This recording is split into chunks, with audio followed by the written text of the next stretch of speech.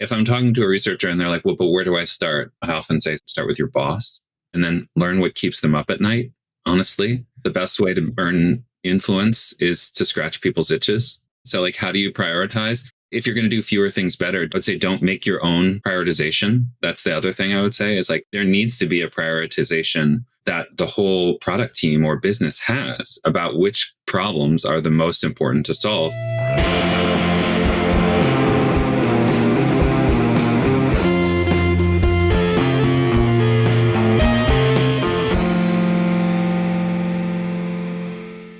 Super excited to get this episode in front of everyone. We've got Judd, we've got Christiana, we've got Dave, really awesome thought leaders in the space of user research, grappling with the past and what got us here, a lot of optimism for the future, and I'm confident everyone's going to get a lot out of this episode. What'd you like, Carol? Yeah, I love this episode. As Erin said, lots of heavy hitters and just a deep conversation about what's been changing in UXR, the need for more agility, more embeddedness, and just optimism as the field changes. So yeah, I think we're gonna love it. All right, check it out. Hello, everybody, and welcome back to Awkward Silences.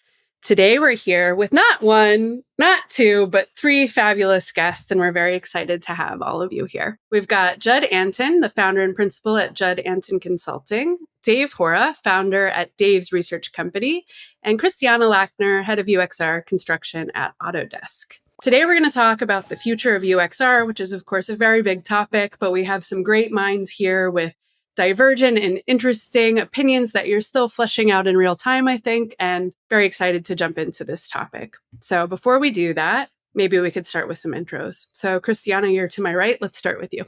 Hi, everyone. Christiana. See, a little background about me. I've been in UX research roles for about 10 years now, a few different contexts, big companies, design consultancies, and startups, mostly enterprise software, which I think is important to note. And then in addition to doing product research work, I've done, best practices development within R&D organizations, established research operations functions. And I really love building partnerships with other customer-facing teams like customer support, customer success, and sales. Great, nice and efficient. Let's move on to Dave. Let's hear a little bit about you. Okay. Hello, I'm Dave Hora. I am currently independently consulting out of Porto, Portugal, and started my career in research around 2011. I moved to San Francisco, worked as a contract designer. It didn't work very well, but they offered me a job doing research. And after that, I did stints as the first researcher inside an organization. I think the two best known ones that I worked at were PlanGrid and Instacart. And so now I help companies, primarily who don't have a research practice, on product strategy and research projects, as well as upskilling their team. Wonderful. Great. And Judd. Hi, thanks for having me. I'm Judd. I have worked in UX for almost 15 years at Yahoo and Meta and Airbnb. And most of that time was in research roles, but I've also had the chance to apply those skills in design roles and general manager roles. I left the internal gig about 18 months ago, and now I am a executive coach primarily for UX and design folks, helping them do the parts of leadership no one talks about. And I'm also a UX consultant, an independent UX consultant, and glad to be here talking about this with you. Thanks for having me. Fantastic. Thanks everyone for joining. Wow, such a deep background in UXR across the board here. So yeah, very excited to dig in. We're going to spend most of today focusing on the future, but we did want to sort of set some context on where we are today. So we're going to have everyone go around and do one word describing your general sentiment on where UXR is right now, and then we'll go around and elaborate a bit more. So I'll do opposite order. We'll start with Judd. I'm going to use two words. I'll say anxiously optimistic. Okay, my word will be re-scaffolding. I'm also going to sneak in an extra word and say in transition. All right. So some shared themes here. Let's share more about why. So we'll do the same order. So we'll start with Judd. And I think anybody can see that anxiety is somewhat high right now in the industry, just, for a lot of reasons. It's been a tough few years, a lot of layoffs, a lot of restructuring, a lot of folks who are worried about what the future looks like. I say anxiously optimistic, partly because I think I'm definitely an optimist, hopefully not a foolish optimist.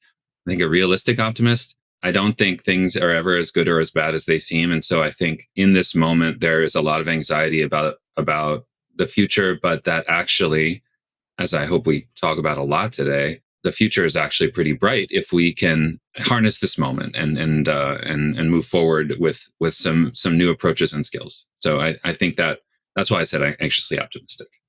I said rescaffolding because it feels in some ways like the bottom rungs of the ladder that used to make up the research career have sort of fallen away. The bread and butter pathways by which people came into our industry and the skills and activities that they used to do when they were getting ramped up are more and more taken into product teams or taken over by products and services. It doesn't mean that product teams doing this work are necessarily doing it particularly well, but they are doing it, and that sort of blocks the path that a lot of researchers take in. So what I think we're looking for is for the people who want to help their teams make better decisions, work in a more evidence-driven and efficient way, or effective way, I should say. What's the entry path for them back in? And I don't know, and that's why we are rescaffolding.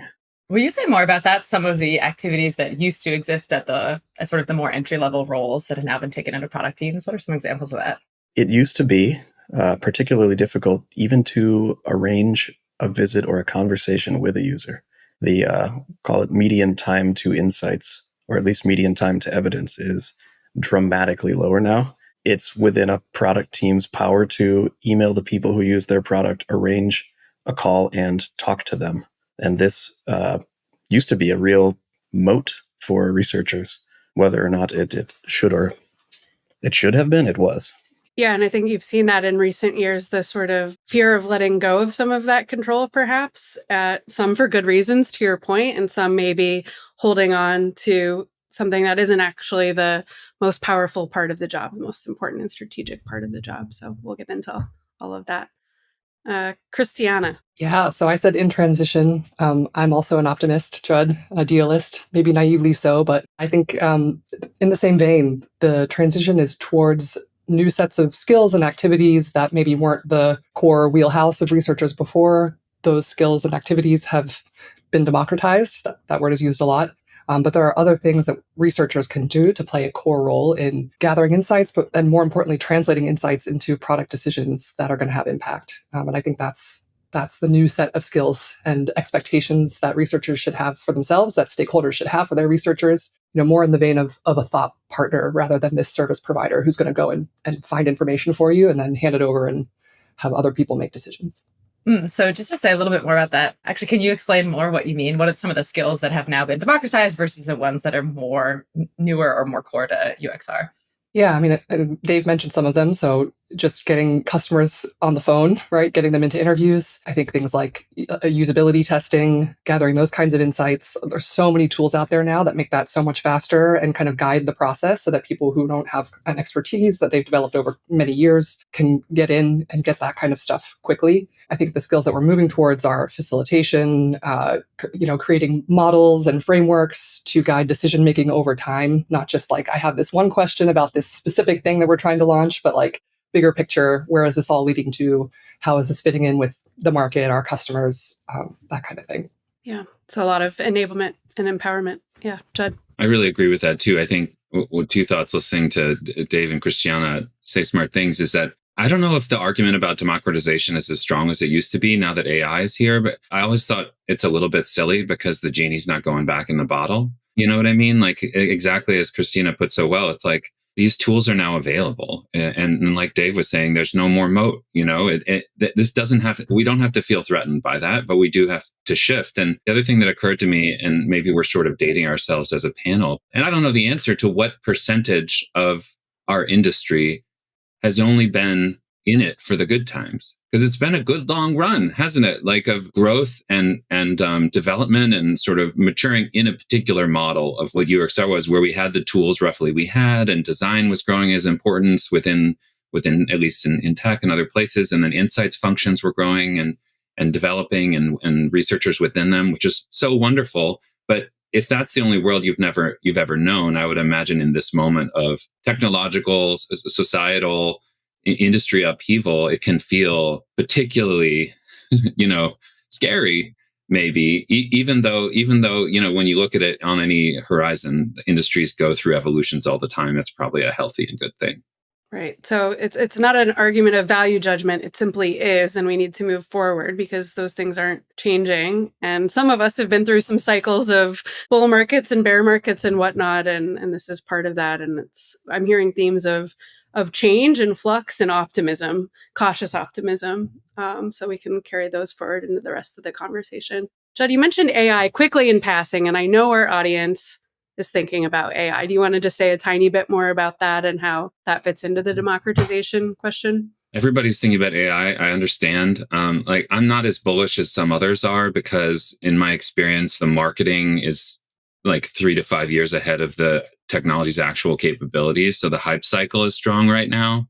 I think that the reality of Gen AI is affecting everyone's jobs. And I'm not kidding. Like, I think the motivation for a fair amount of restructuring and layoffs and cost cutting and efficiency right now is just like buying NVIDIA chips, especially for big companies or smaller companies that are having to purchase model building services from others. And so I think AI is changing our industry, but for researchers, I feel way less worried that it's going to steal our jobs. I think just as we've been talking about, there are things that AI can do which used to be the unique purview of researchers. But thinking of it as like an always-on research assistant, I think it can make us so much more efficient if we learn to use those tools, which we should absolutely learn to do. But that's different from saying like, well, we're all going to be out of a job because now we have like AIs interviewing other AIs, and that's all we need to do research. That sounds like hype, not actual valuable insight development to me.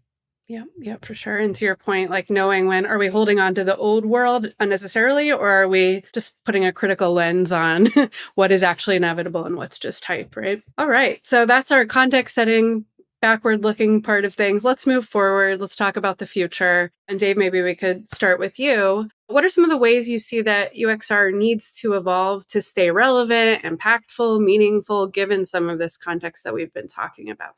For a long time, I think the way that research used to work was in a project-based cycle. And there would be a question, and we would do a research project, and we would answer that question.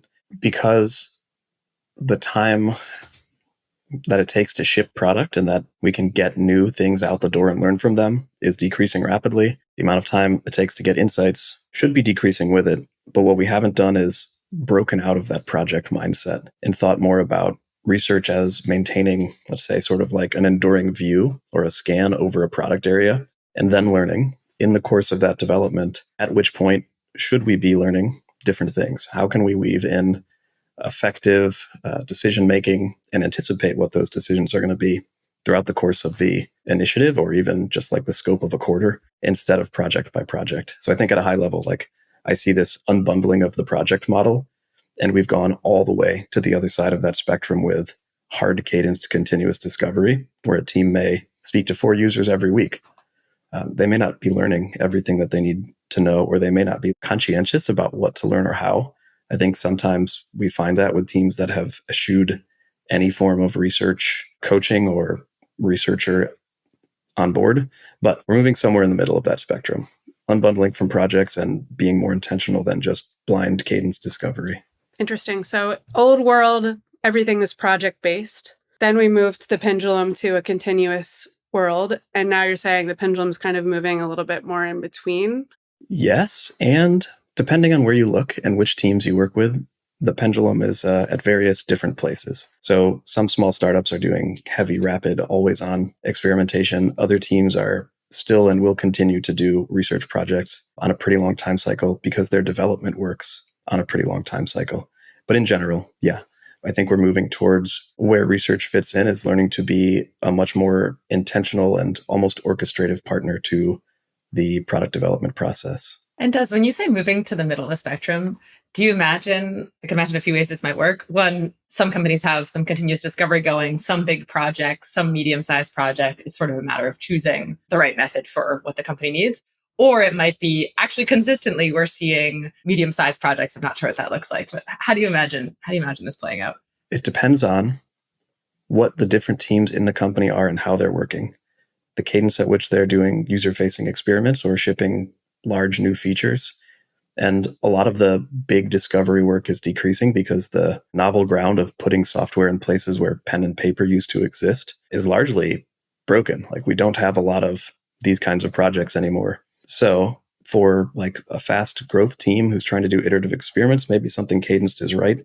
For a team with a clear objective and a number of experiments that could be any amount of time, maybe they need to look ahead and think, when we do this, we're going to need to talk to 8 people or 10 people and see how this works. Or maybe this is just analytics. Like we have good evidence, good context here. And for teams that are performing business as usual, sort of maintenance, there's also the question of maintaining like usability coverage on the platform and making sure that we don't lose sight of what is happening there. All of that's to say, it depends on the composition of the teams and the nature of the product surface they're working with. I think that's how we need to customize the way that research will fit there. Maybe a little bit of what I hear you saying too, Dave, is that there have been trends in the project versus continuous, the different methods folks are using, right? And that maybe we're moving more to a world where research as a function can help people pick the right tools and the right processes versus these sort of trends that become prevalent as UXR has evolved in its maturity. Christiana, could we hear from you on some of your thinking in terms of how research needs to evolve? Yeah. As I was hearing Dave talk, I was thinking, oh, a quarter timeline, that's so short. But I think that points to what he was saying about it depends. It's all about the context. Where is the product in its development cycle? What's the scale and the scope of the product surface that you're working on? How interconnected is it, right? The stuff that I work on at Autodesk is very large scale and very interconnected. And so the time horizons are a bit longer in terms of figuring out how all these things fit together. The other thing that came to mind is to do the kind of work that Dave was describing. I think we have to move away from the consultative model. Even if we're a centralized function, I think researchers have to be more embedded in product areas and have an understanding of their domain so that they can understand the problems that are popping up, understand the questions that are popping up, and then quickly decide what's the right method to answer the questions that the team has right now and be able to partner in that way over time. So I think that's something, we've played with different models, I think from a design perspective and from a research perspective, but I've, in my experience, really felt like embedding researchers so that they have relationships with their stakeholders and domain expertise is pretty important. Yeah, it seems like a piece of what you're saying is both Dave and Christiana is around sort of like agility of the UXR function to be able to direct teams to the right method, to the right, type of project based on the need. And what I'm hearing from you, Christiana, is a consultative model is not as agile. Does that resonate? Like it has to be often a bigger project, or there might be a specific method that feels more appropriate in that model. Is that right? Yeah, absolutely. And I think the part of that makes it challenging is the onboarding and the ramp up, right? Especially if products are complex and the domain is like very specific. It takes a while for a researcher to wrap their head around it. And again, be that kind of thought partner to the PM as opposed to just saying, okay, here's what I learned.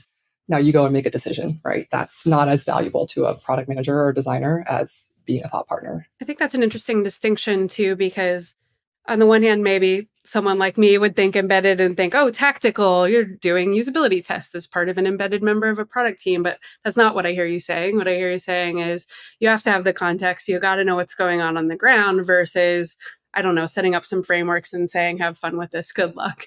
So yeah, being part of that context as it evolves, but not necessarily leading every research effort yourself as a researcher. Totally. Yeah. I don't think that is excluded from the realm of methods to use, but I think maybe for the kind of usability evaluative research, the researcher might be able to guide the team where it's not really necessary. Like we can make some assumptions and go with them and then test after we launch. And that's another decision point that I find researchers are able to make with some clear rationale, whereas designers or PMs maybe get caught up in like, oh, I'm afraid to launch this thing, or I feel like it's too risky to launch this thing. And again, having the context of the product and the problem space and the customers and the users helps make those decisions more efficiently.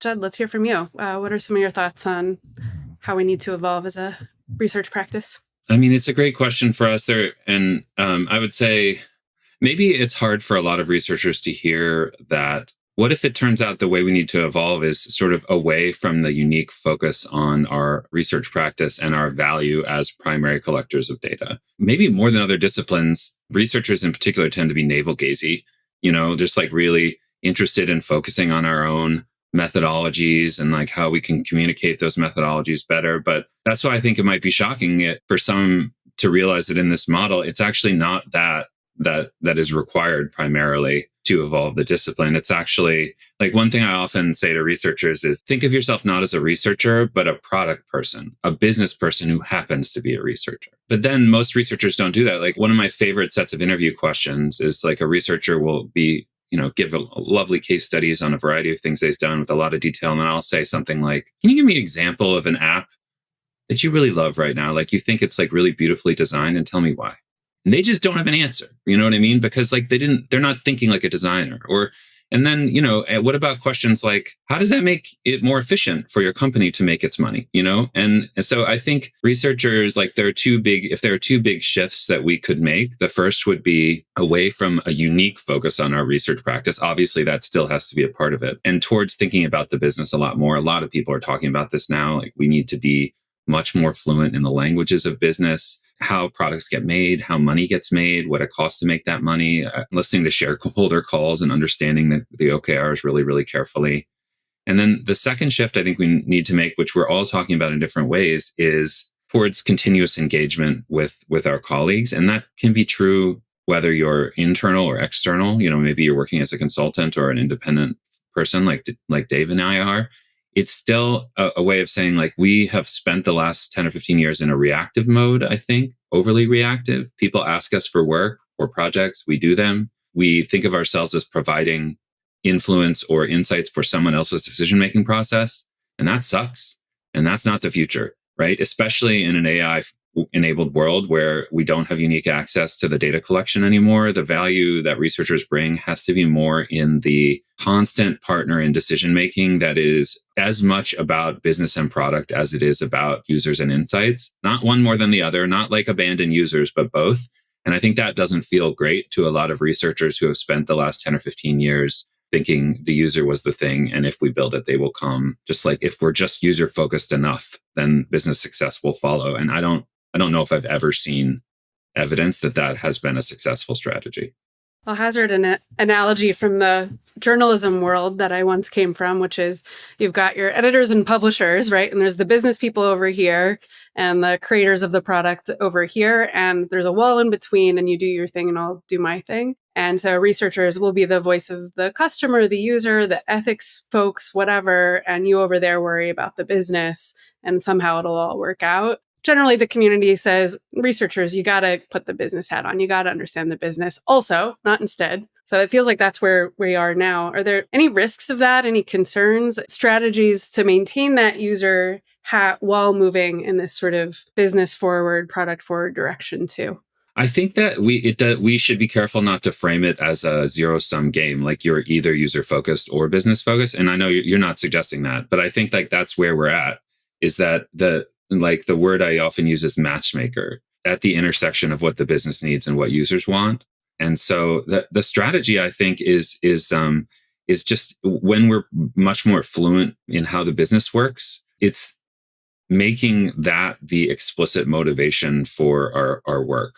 Honestly, the sort of general user understanding style of research, it's not that we don't need user understanding. It's that I feel like often it is too vague and sort of taken for granted that, user understanding is enough for this to be worth our time. It's not. Maybe it never was, but I don't think it is anymore. It has to be user understanding in service of a really specific business problem, which we can now articulate and help make a decision about because we understand how it works. We're not naive. We're not just advocating for users. We're advocating for users in a way that will also lead to business success.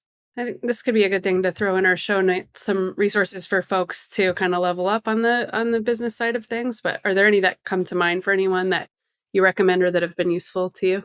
First thing I'd say actually is it's like I'm thinking about knowing your users as a researcher, right? Like knowing what your PM cares about, knowing what your designer cares about. Like go to your PM and understand what they're looking at and what they're thinking about in terms of the business constraints that they have, right? So that's going to be very context specific, which is probably the most helpful in terms of business understanding. I think the analogy holds really nicely that the product team is your user and the business, or at least like the CEO or whoever's paying salaries, is your customer. And understanding it from that lens is a nice research problem. And there's a lot of interesting stories, business stories, that show you just how different the world is, let's say like the business level world, Right now, I'm reading a book called Barbarians at the Gate about the leveraged buyout of RJR Nabisco. And it's a like very clear look at all of the people in all of the boardrooms and what was happening at these points in time. And I'm not saying that you should read these books, but recognizing that there is a world that's happening that has different language, mindsets, norms, and activities that we normally have no exposure to. You can ask the people in your company, or you can look for places to learn how this stuff works outside of that as well. In addition to learning about RJR Nabisco, I feel like if you work at a public company, go read the last shareholder letter, listen to the call. It's going to sound like another language at first. Like that often happens. I often hear that feedback. There's a lot of lingo, and often the press releases, the tech press does a pretty good job of telling you what to care about and situating it in a broader competitive landscape. So reading that is like a thing all researchers should do, I would say. In a private company, those similar documents often exist on a company intranet. Like the annual report on how the business is doing and what the goals are and things like that. And then the other thing I would say, whenever anybody wants to learn anything, my first suggestion is YouTube. And I'm not kidding. Like if you just go on YouTube and you search like financial literacy, or maybe that's not right, the search term, but YouTube. I tell my kid's 12, and a lot of people are like, YouTube, it's full of trash. And I'm like, well, it has a lot of trash, but it's also one of the most educational places on the planet for almost anything you want to learn. So that's a good source for any researcher who wants to like come up to speed quickly on some of the terminology and the way that we talk about certain industries, the trends, stuff like that. Yeah, and I'm confident our researchers can separate the wheat from the chaff in the YouTube archives. So great tip.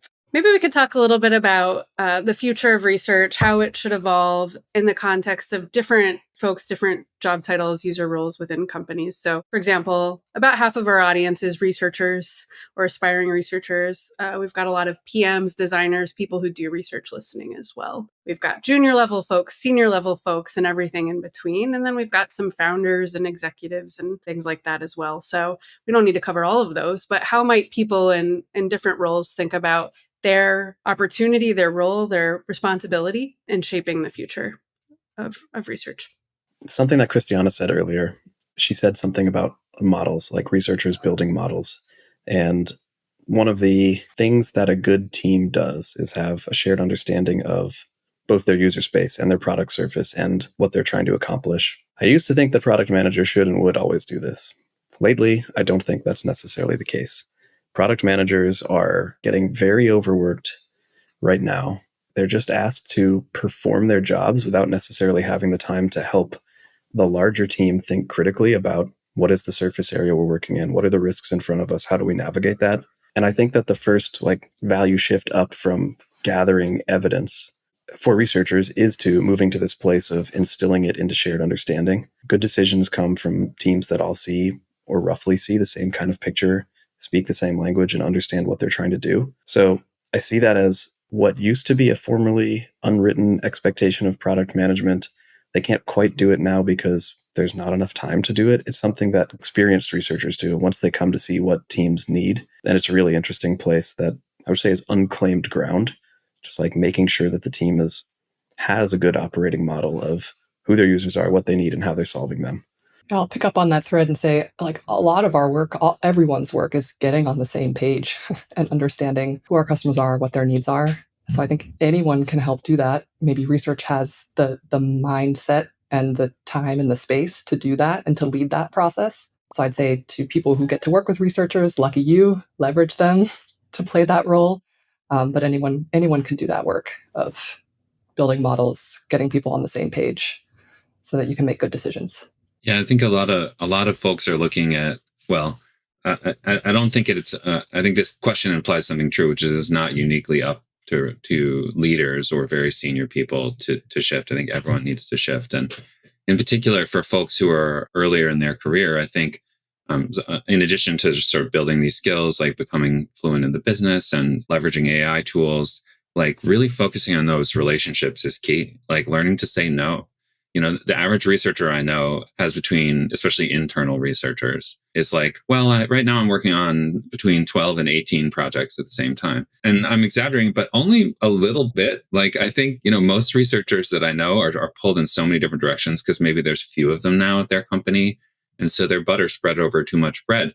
And so learning to say no, but doing it for the right reasons, like, this, not that. We can do anything, just not everything, is something that everybody has a responsibility for doing. And I think if you do it, nobody likes to hear no. So, you don't want to alienate PMs or designers or engineers who are coming to you, or clients, but it's the way you say no, right? I'm not saying no. It's kind of more like a yes and. It's like, I'd love to do that. What should I not do instead? Or let's talk about the real problem, because as any researcher knows that, the first research question delivered to you is usually not the real research question. So what a experienced researcher does is get to the heart of that matter through the relationship, and that's something everyone can do. I like, if I'm talking to a researcher and they're like, well, but where do I start? I often say start with your boss. And then learn what keeps them up at night. Honestly, the best way to earn influence is to scratch people's itches.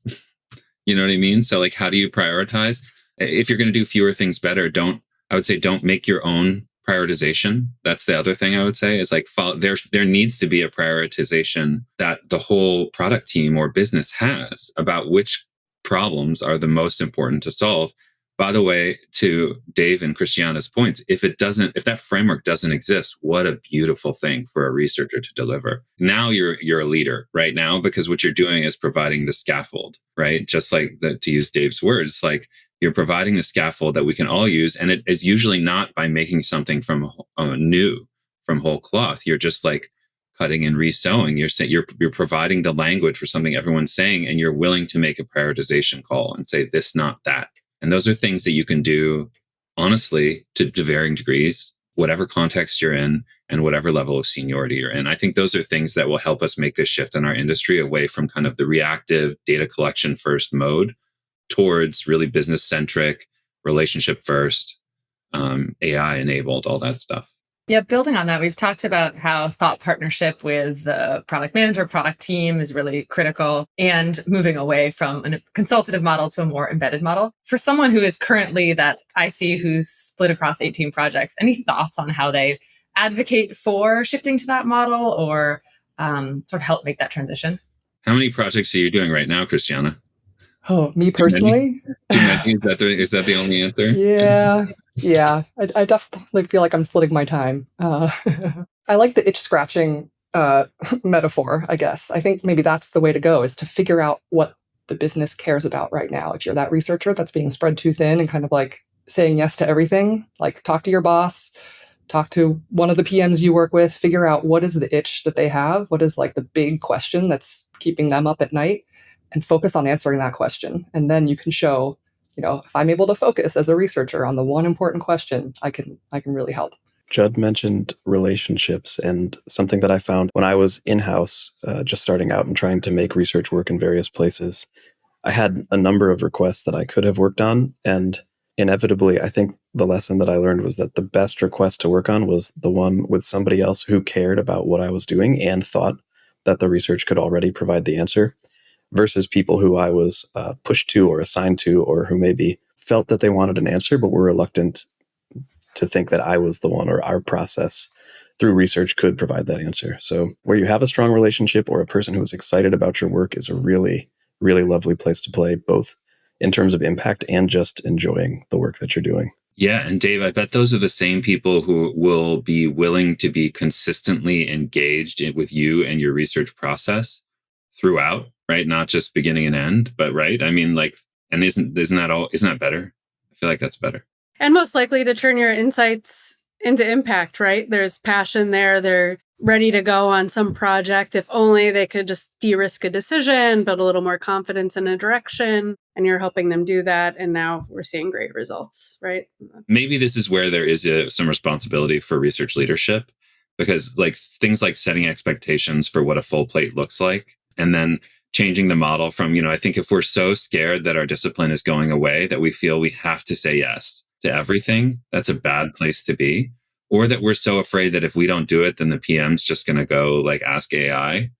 Again, a bad place to be. That like we need to reevaluate where the real value that we're adding is.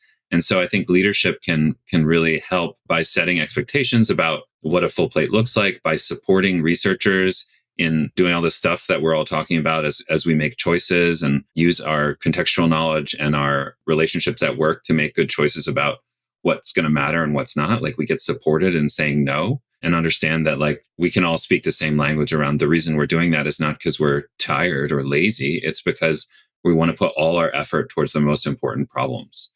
And that's what we should all be doing. And we should all be supporting each other in that. And enjoy the work in the meantime. Someone said it, Dave said it, right? Like, it shouldn't feel like a slog. We got into this because we love doing it. We love talking to customers and understanding users. So yeah. I suppose an optimistic view here too is there's some cover for saying no when there are leaner resources, and you have the ability maybe to prioritize in a way where you're talking about before, just reactive mode where you're there to take asks and there's a queue and you prioritize.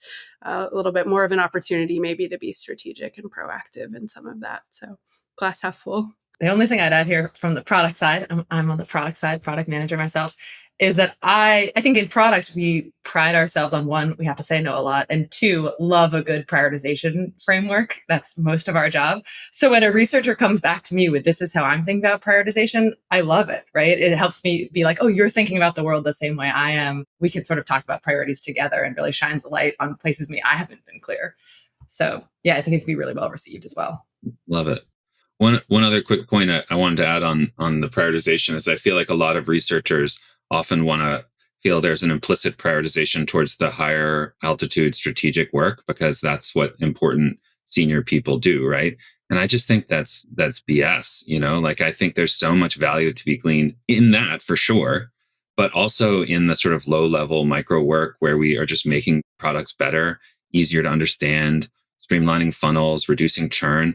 And one of the reasons that's true, well, number one, that stuff is often stuff that our partners are working on already. Number two, it makes the argument for our value like much clearer. Like a lot of researchers lament how hard it is to, like, let's say, put a dollar value behind our work, but it's never more direct than it is when you just solved the key churn point in the conversion funnel for this part of the product. And then we did an experiment and we drove X million more signups or dollars or whatever it was. You never demonstrate your value better, more carefully, more specifically than that. So that is work that is worth doing and prioritizing, not just the strategic work, in my opinion.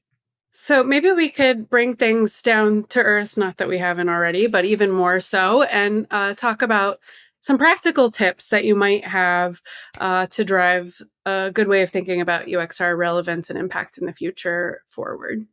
Judd has said relationships already. We've talked about this, but I think that the most important thing is you understand the people that you're primarily working with, what they're trying to do, and what they think they're trying to do, which are not necessarily the same things. If we think about how research is going to be shifting, if we think about how data collection as a base level skill is becoming easier, researchers should be able to zoom out a little bit and take a more systemic view of what is the product team operating on in terms of the insight they have. What are the questions that are going to be coming up?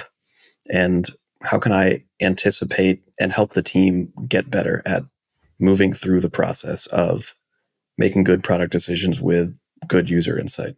That's still a little bit high level, but being able to see there and then recognize that there may be a usability question, a churn question, a strategic launch initiative, like an MVP framing. Recognizing these things is the first step to figuring out what you can do and how you should be involved, and then proactively suggesting that for the teams that you're working with.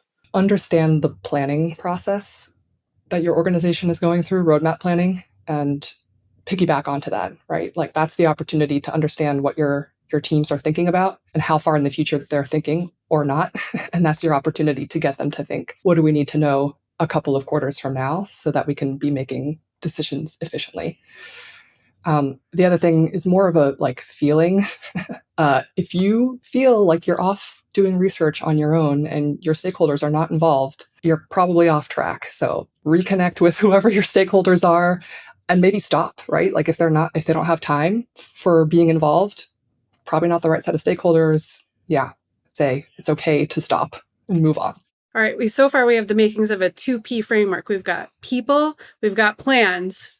What do you got, Judd? I think, if the question is how do we sort of quote unquote future proof ourselves, I think, we've been talking about it. It's becoming fluent in the business. It's focusing on relationships and process. And I think it's becoming adopting and understanding the pros and cons of new tools at our disposal, especially AI tools. And if researchers are like, well, but what should I do with AI? Like, I think, there's new tools out there. There's new companies that are offering research specific tools all the time. A lot of them are more hype than substance, but some of them are really good. AI can be really good at doing some tasks around summarization. And I'll tell you the number one thing I use this technology for, which I think when I say researchers need to be prompt engineers, everybody needs to be a prompt engineer. It's because, so I pay for Midjourney, right? You have to, which is image generation. And I do it because I will never be hiring an illustrator.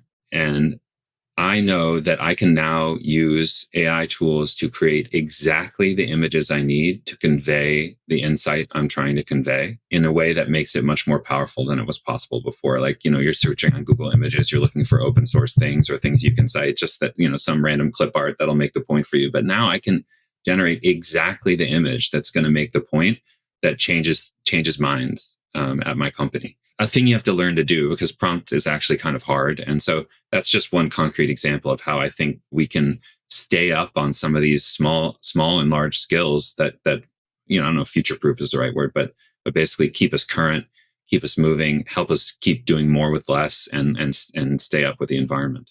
Judd, your question of the word future-proof is a nice little piece here, because as we frame what we're trying to do, it's really continually adapting our practice to the continually changing environment of the business organization. Future-proofing, if we look at it as like battening down the hatches and tightening up our hold on what we've already got, is the opposite of what we need to be doing.